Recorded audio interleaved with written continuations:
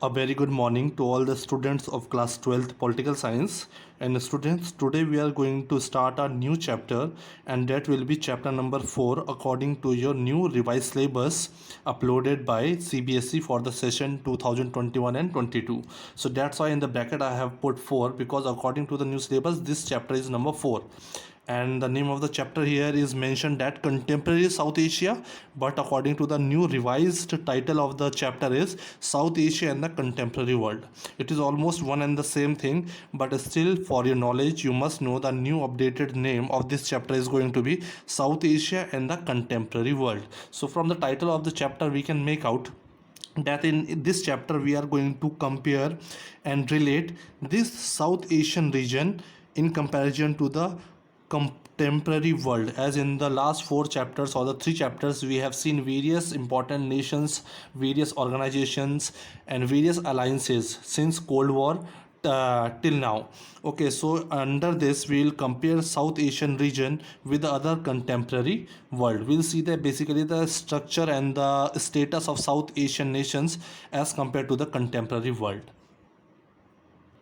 So the very first topic which has been given under this chapter, and the topic is what is South Asia. So before we understand the concept of South Asia and the contemporary world, and to check the status of South Asia in the contemporary world, first of all we must know what do we know and what do we understand by South Asia. So geographically, politically we should know the location of these regions and which are the members which are included under this South Asia. So to make you understand and give you a better understanding of South Asia, let's have a look at the map which I will show you now, and from that map we will be able to easily correlate the topic and the knowledge and the information which has been given in your NCERT book. So let's start by following a particular map of South Asia.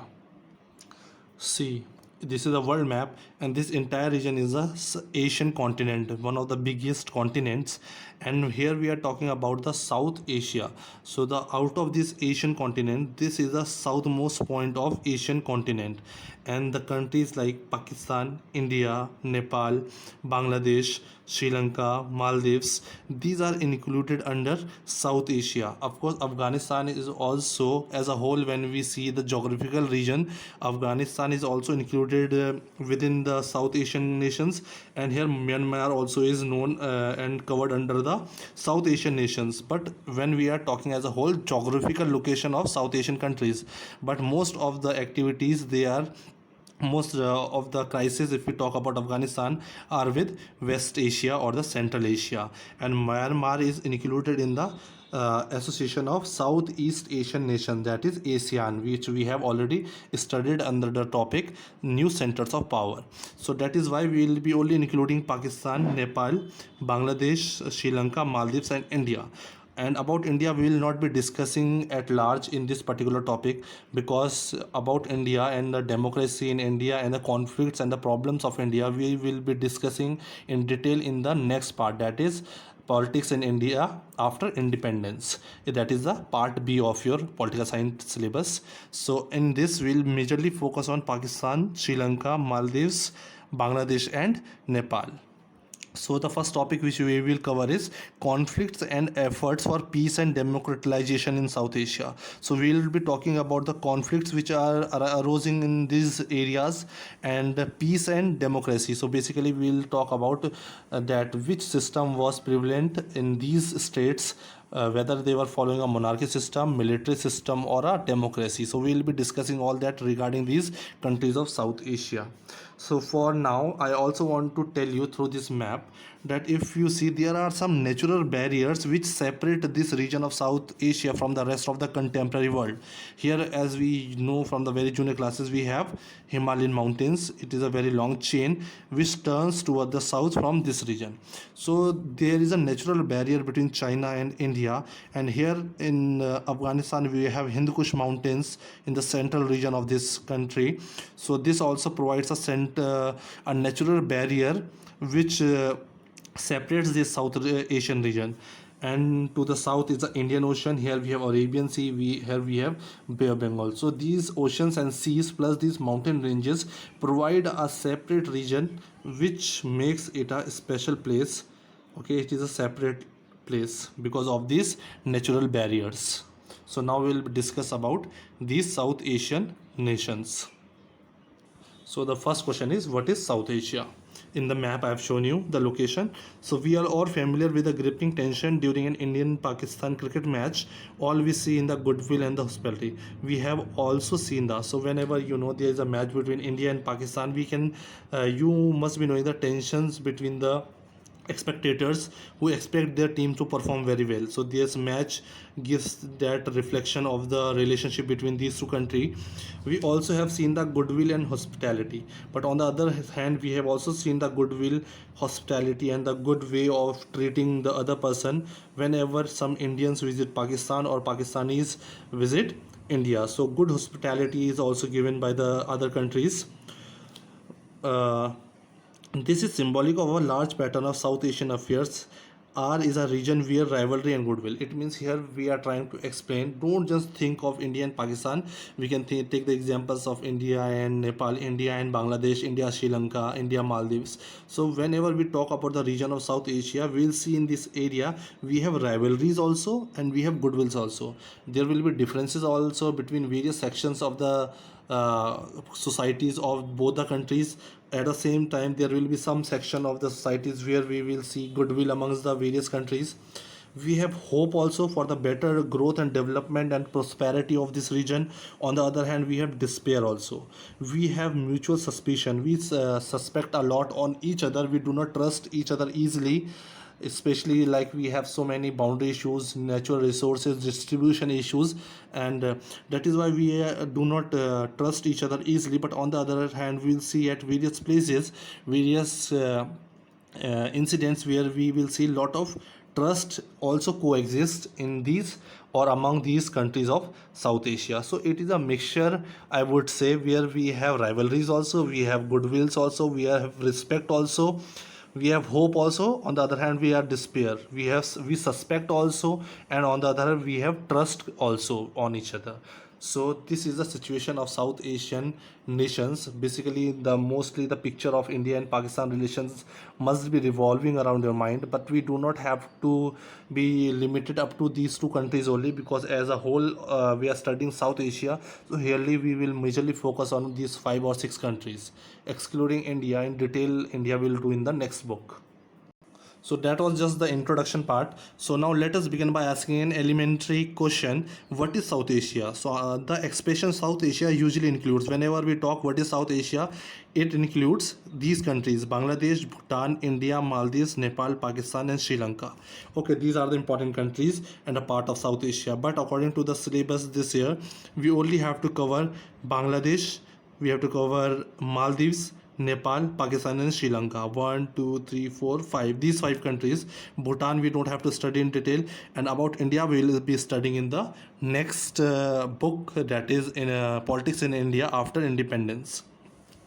So the mighty Himalayas, as I have shown you in the map also, the natural division of the boundaries of South Asia from the rest of the world or rest of the Asia.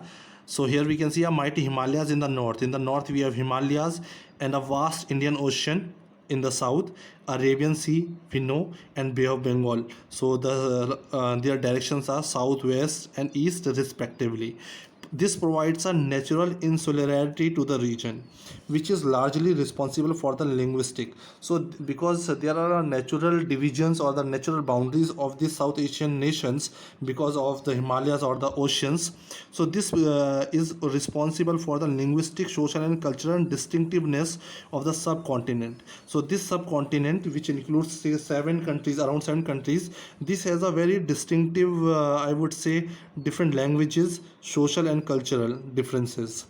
The boundaries of the regions are not so clear. When if we talk about the boundary regions, the boundaries of the region are not clear in the east and the west. If we talk about the east position of the continent and the west position of the continent, they are not so clear, but in the north and the south it is very clear.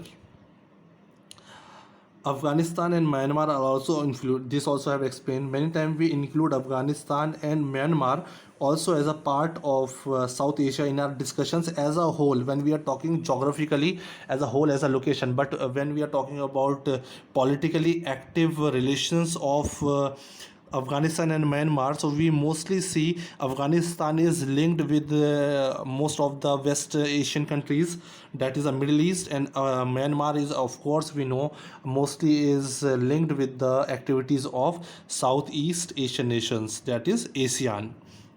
Okay.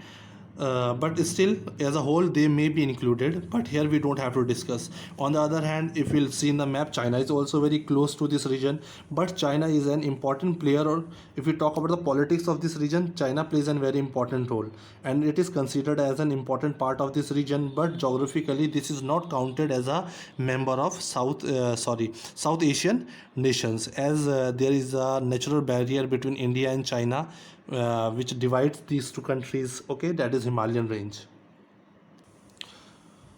So in this it's written here, so in this chapter we shall use South Asia to mean the 7 countries. So basically in this chapter, South Asia means 7 countries which I have mentioned, that is Bangladesh, Bhutan, India, Maldives, Nepal, Pakistan and Sri Lanka. And from this, Bhutan and India we are not going to discuss it here, and the rest of the 5 countries we will discuss it.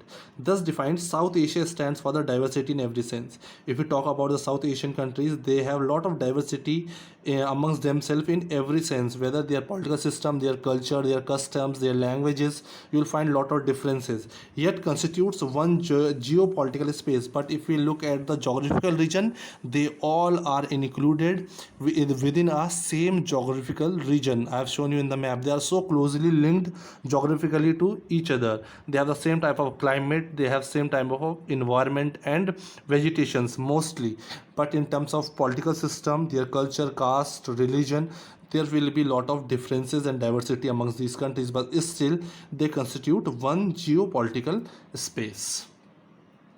Now talking about the political systems in South Asian countries, so the various countries in South Asia do not have the same kind of political system. As I told, there is a lot of diversity in every sense. So talking about the political system, they all have different political systems. Despite many problems and limitations, Sri Lanka and India have successfully operated as a democratic system. So if we talk about 2 countries, that is Sri Lanka and India, because there has been many problems and limitations and various situations in these 2 countries after their independence, but still they have managed to operate with the democratic system since their independence from the British rule. You will study more about the evolution of democracy in India in the next. So about India and the evolution and the changes in the democratic system or the political system, we'll study in detail in the next textbook that deals with the politics in India since independence. So this is the second part or the second book of your political science, and in detail we will study about India in that book. So here we will focus on the other members of the South Asia. It is of course possible to point out many limitations of Indian democracy, but we have to remember the fact that India has remained a democracy throughout the existence. Okay, so there has been many limitations, problems and various circumstances where India could have easily turned to a monarchy or a military power, but India had somehow managed to be a democracy throughout its existence after the independence, and same is the true for Sri Lanka also. So apart the after leaving them, the other members are important, Pakistan and Bangladesh. So let's see what type of political system has been prevalent in these 2 countries after their independence. So Pakistan and Bangladesh have experienced both civilian and military rule. So if we talk about these 2 countries, they have also seen civilian and military rule, with Bangladesh remaining a democracy in the post-Cold War period. So after 1991, after the post-Cold War period, Bangladesh has become a democratic country. But if we talk about Pakistan, Pakistan began a post-Cold War period with successive democratic government under Benazir Bhutto and Nawaz Sharif respectively. So sometime we see in Pakistan there used to be a military rule, sometimes there used to be a democratic government, but so it has been unstable. If we talk about the political system in Pakistan, it is very unstable. Stability have not been there. Okay, so in detail we'll talk about it, but here we are just generally talking. But it suffered a military coup in 1999 Pakistan. It had been run by the civilian government again since 2008. So there has been lot of changes if we talk about Pakistan. And if we talk about this is just the introduction part to these nations of South Asia, that which type of political system they had. In detail, we will be taking them one by one. So in till 2006, Nepal was a constitutional monarchy till 2006, with the danger of king taking over executive power. So king was having all the executive power. It means the powers were centralized with the king. But in 2008, the monarchy was abolished in Nepal, and Nepal emerged as a democratic republic. From the experience of Bangladesh and Nepal, we can say that democracy is becoming an acceptable norm in the entire region of South Asia. So, from the various examples of the South Asian nations, where we'll see various demonstration, protest, and aspirations of the people of different countries, they aspire to be the to follow a democratic form of government where there is a complete representative democracy. So that is why it's written democracy is becoming accepted norm in entire region. So in entire region of South Asia, everyone, every country, every citizen wants a democratic form of government where they have the true representation as a citizen of India or a citizen of their country. Similar changes are taking place in those two smallest countries of the region are Bhutan, which became a constitutional monarchy. Constitutional monarchy is the system, a political system or an administration where king is there, but that the power of the kings are controlled or limited by the constitution. So Bhutan became a constitutional monarchy in 2008 under the leadership of the king. It emerged as a multi-party democracy, and the other small country is the Maldives. The other island nation was a sultanate till 1968. It was used to be run by the sultans till 1968. When it was transformed into a republic, then it became a republic. And republic is a form of a state where the government as well as the head of the government is elected by the people. So it became a republic with a presidential form of government. In July 2005, the Parliament of the Maldives voted unanimously to introduce a multi-party system. The Maldivian, so this is the name of the party. One more question can come. The Maldivian Democratic Party dominates the political affair. If you talk about the politics of Maldives, this is the party which dominates the political affairs of the island. MDP won in the election of 2018. It means now they have a multi-party system there. Okay. Despite the mixed record of the democratic experience, so we have seen the various mixed record of democratic experience in these nations of South Asia. We talk of Pakistan, Sri Lanka, Bangladesh, Nepal, Maldives. Okay, the people in all these countries share the aspiration for democracy. So there has been many surveys also. Data collection has been done where we have come to a conclusion that all the members of these countries, they have the aspirations to have democracy in place in their country. A recent survey of attitudes of the people in the five big countries, so a survey was done on these five big countries of this nation, and the outcome of this survey is that there is a widespread support for democracy in all these countries. So all the countries want a democratic system in their country. Ordinary citizens, okay, ordinary citizens, poor, rich, as well as poor, people of different religions, different caste, view the idea of democracy positively. So all the people have a positive idea or the positive feedback regarding democracy. So all the sections of the society from all these five big countries, they are positively supporting the democratic form of government and support the institutions of representative democracy. They prefer democracy over any other form of government. Okay, so they are preferring and giving the first preference to democracy over any form of government, monarchy or the military rule, etc. Okay, or constitutional monarchy. These are significant findings of it. Was earlier believed that democracy could flourish and find support only in the prosperous countries. So previously, I would say, before the during the Cold War or during the Second World War, it was believed that democracy could prevail only in the prosperous countries or the most developed countries of the world, who were economically, politically, socially, military, in terms of technology were very developed and strong. But with the examples of South Asia, now we have proved this fate that other countries can also be prosperous in terms of democracy other than the most prosperous countries. So we can say that in that sense, South Asia experience of democracy has expanded the global imagination. So as we have seen various demonstrations and aspiration of the people to have democracy in their countries, so this has expanded global imagination of democracy. So we'll see this experience of democracy in the four big countries of the region other than India. So we'll see and read the detailed experience of democracy, how democracy was established in these various big countries of South Asia, and with the help of their experience and examples, we'll be able to understand that how desirable this democracy has become around the world, and how democracy has expanded the global imagination of democracy. Okay, so we'll take the examples from South Asia. Like we'll start with Pakistan, the military and democracy in Pakistan. Okay, and one by one, but except India, because India we will be discussing in the next book in detail.